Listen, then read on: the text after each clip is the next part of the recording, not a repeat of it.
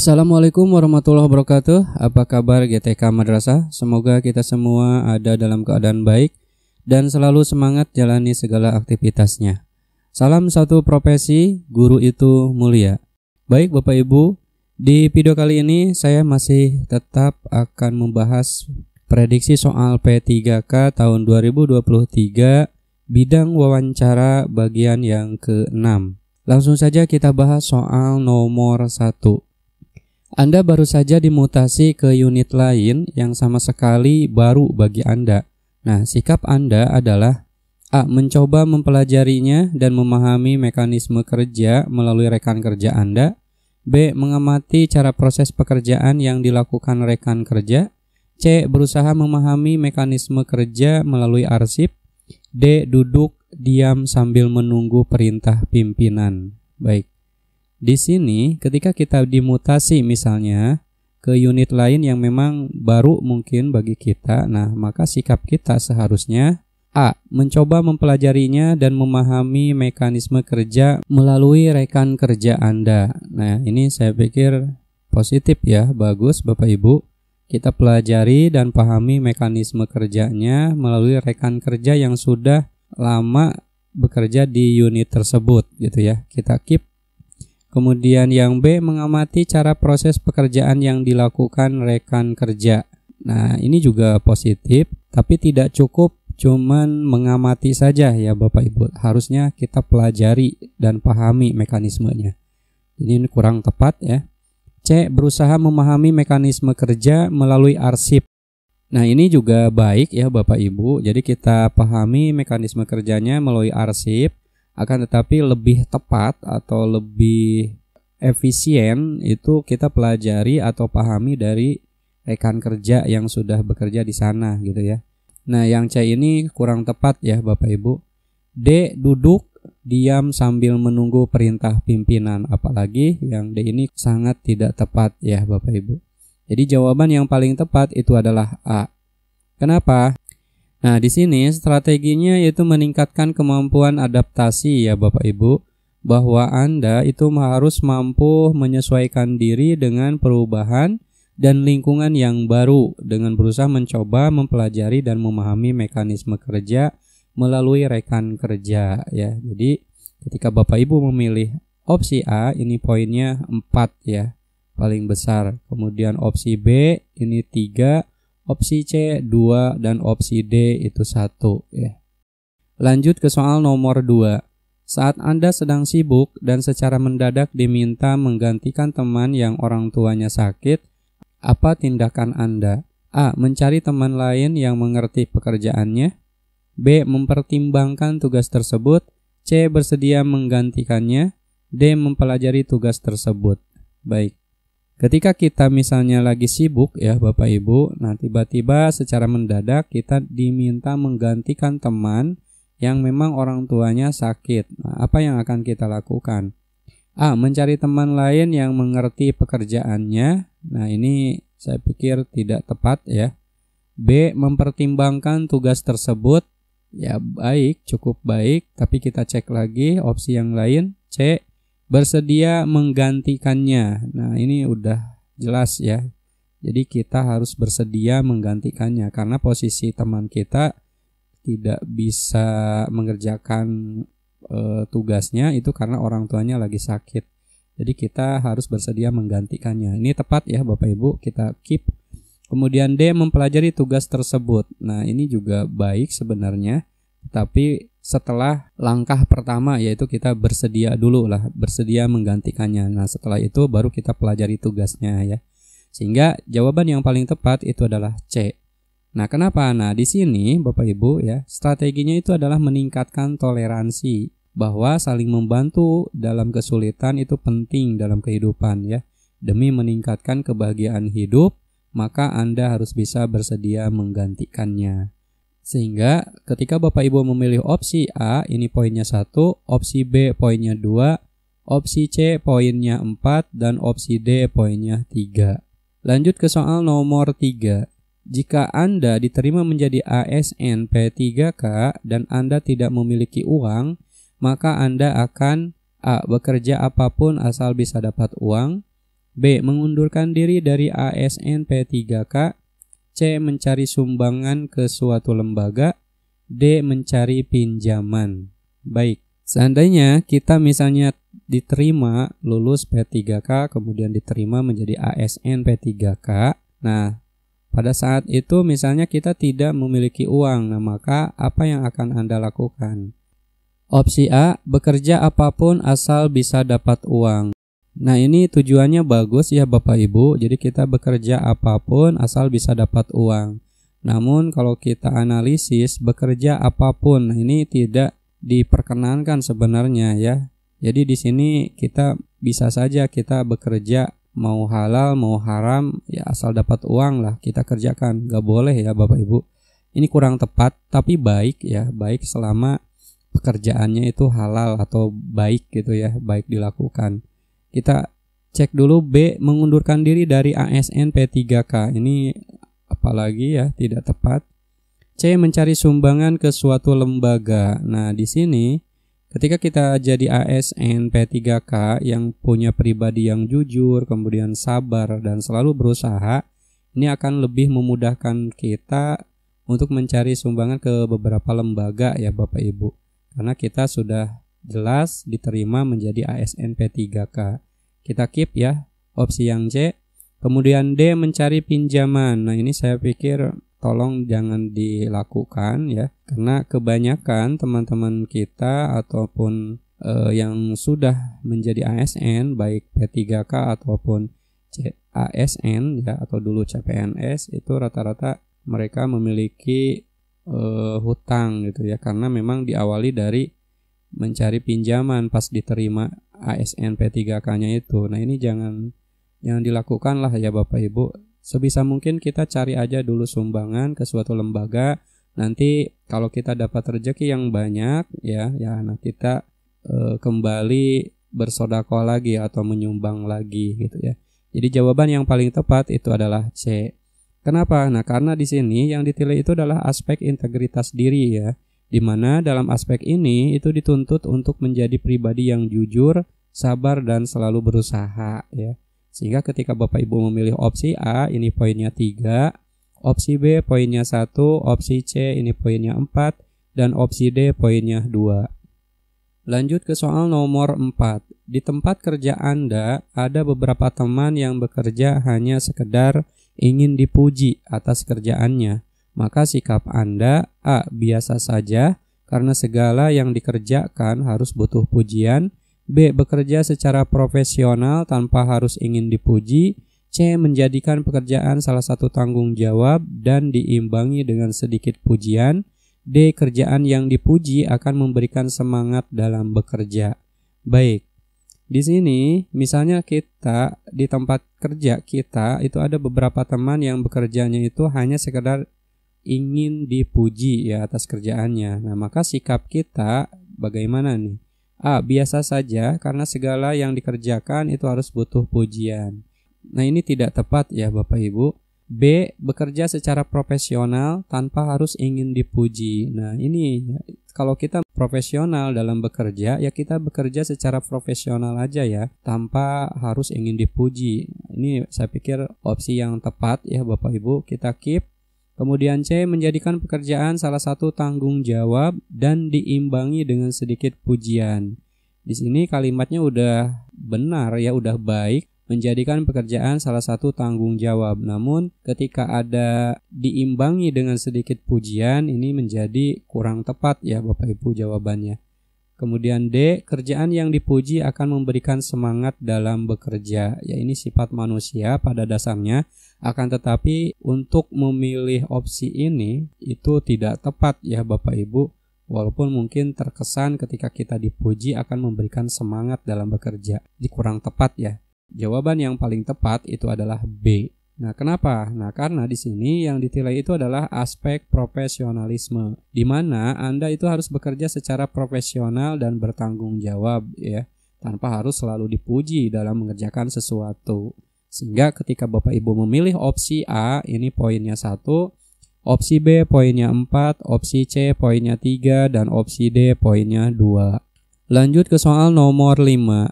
Di tempat Anda bekerja tidak mempunyai cleaning service. Biasanya Anda yang mengambil alih pekerjaan itu. Maka sikap Anda: A. Mengerjakan dengan penuh keikhlasan. B. Tidak mengerjakannya karena hal tersebut bukan tanggung jawab Anda sebagai karyawan.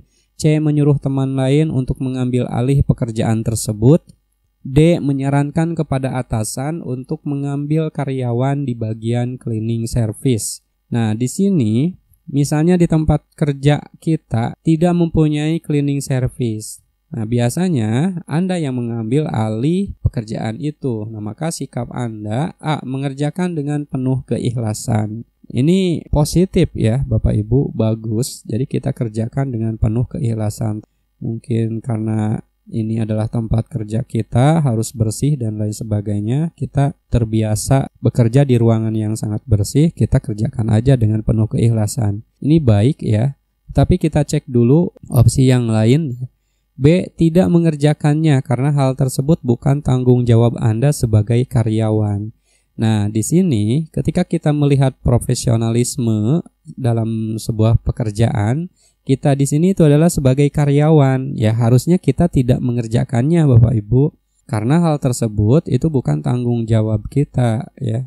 Jadi opsi B ini saya pikir tepat ya Bapak Ibu, karena memang secara profesionalisme atau profesional dalam bekerja ini memang kita tidak harus mengerjakan pekerjaan itu karena bukan tanggung jawab kita ya. Kita keep. C. Menyuruh teman lain untuk mengambil alih pekerjaan tersebut. Ini saya pikir tidak tepat ya Bapak Ibu. D. Menyarankan kepada atasan untuk mengambil karyawan di bagian cleaning service. Nah, ini bagus ya, mending kita usulkan aja kepada atasan daripada kita kerjakan sementara pekerjaan kita terbengkalai. Kita kasih masukan aja kepada atasan untuk mengambil karyawan di bagian cleaning service. Akan tetapi langkah pertama di sini ya untuk menjawab soal nomor 5 itu adalah B ya, tidak mengerjakan karena hal tersebut bukan tanggung jawab Anda sebagai karyawan. Kenapa? Nah, di sini yang dipilih itu adalah aspek profesionalisme. Dalam kasus ini Anda itu sebagai karyawan ya, yang sudah diberi tanggung jawab sesuai dengan pekerjaan Anda, bukan lagi mengerjakan tugas yang di luar tanggung jawab Anda. Maka sebaiknya itu tidak mengerjakan hal tersebut karena masing-masing dari mereka itu sudah mempunyai amanah. Namun jika tidak ada yang diamanahkan dalam mengerjakan hal tersebut, maka Anda harus menyarankan dalam rapat untuk mencari karyawan yang khusus untuk menjadi cleaning service gitu ya. Sehingga ketika Bapak Ibu memilih opsi A, ini poinnya 2, opsi B poinnya 4, opsi C poinnya 1, dan opsi D poinnya 3. Lanjut ke soal nomor 6. Anda seorang ASN yang diberi izin hanya 3 hari untuk keperluan penting. Namun ternyata ada beberapa kendala sehingga Anda menambah izin 1 hari lagi. Maka sikap Anda: A. Merasa biasa saja karena ini hal yang wajar. B. Tidak menambah izin lagi dalam kondisi apapun karena hal tersebut tidak disiplin. C. Meminta izin lagi dengan cara yang baik untuk menambah izin 1 hari lagi. D. Tidak meminta izin karena sudah meminta izin sebelumnya. Baik. Ketika kita seorang ASN yang diberi izin itu hanya 3 hari untuk keperluan penting ya. Namun ternyata ada beberapa kendala misalnya sehingga kita menambah izin 1 hari lagi. Nah, seharusnya kita itu A. Merasa biasa saja karena ini hal yang wajar. Ya, ini tidak tepat ya Bapak Ibu, merasa biasa saja. Saya ingatkan kembali bagi Bapak Ibu yang menonton video pembahasan soal tentang wawancara ini ataupun sosiokultural ataupun manajerial, ketika ada kata biasa saja, cuek ya, acuh tak acuh.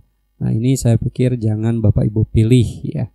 B. Tidak menambah izin lagi dalam kondisi apapun karena hal tersebut tidak disiplin. Nah, harusnya seperti ini ya Bapak Ibu. Jadi apapun kondisinya ya, tidak menambah izin lagi. Ini tepat ya Bapak Ibu, kita keep. C. Meminta izin lagi dengan cara yang baik. Bagus ya, kita izin lagi dengan cara yang baik untuk menambah izin 1 hari lagi.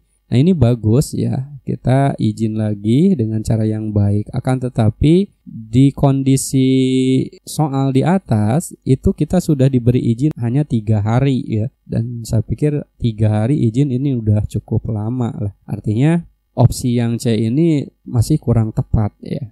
D, tidak meminta izin karena sudah meminta izin sebelumnya.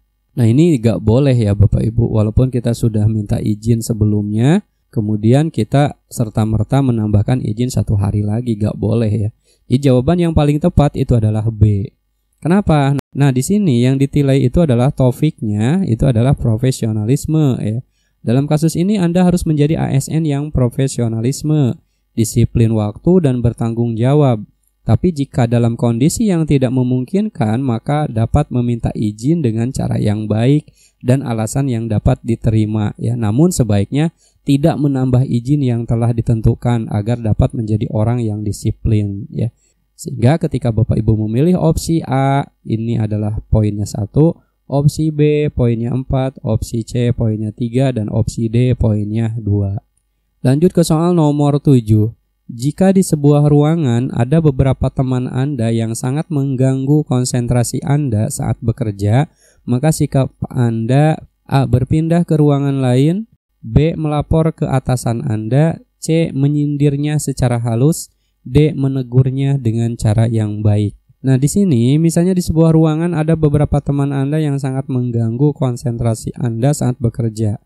Nah apa yang harus Anda lakukan ya?